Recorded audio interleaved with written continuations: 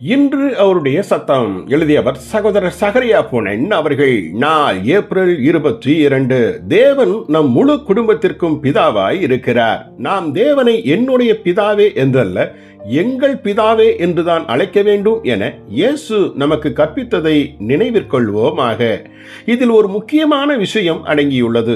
இயேசு கற்பித்த ஜெபம் ஓர் குடும்ப ஜெபம் ஆகும். நம் பரம தகப்பனுக்கு அநேகம் பிள்ளைகள் இருக்கிறார்கள்.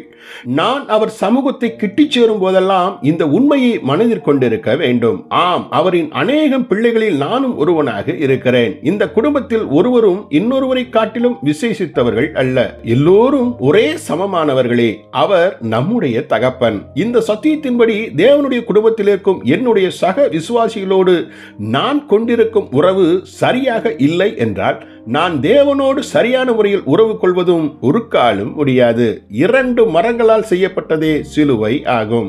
ஒரு மரம் செங்குத்தாகவும் இன்னொரு மரம் படுக்கையாகவும் வைக்கப்பட்டு இருக்கிறது. இந்த 2 மரங்களுக்கு ஒப்பாகவே நாம் உறவு கொள்ளும் ஐக்கியத்திற்கும் இரு திசையான உறவு உள்ளது.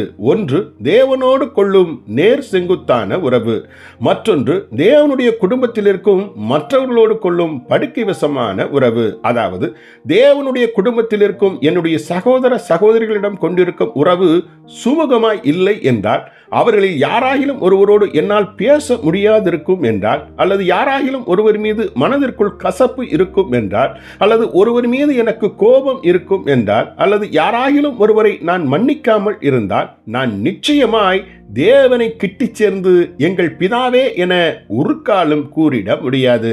நான் யாரை மன்னிக்கவில்லையோ அவருக்கும் தேவன் பிதாவாகத்தானே இருக்கிறார்.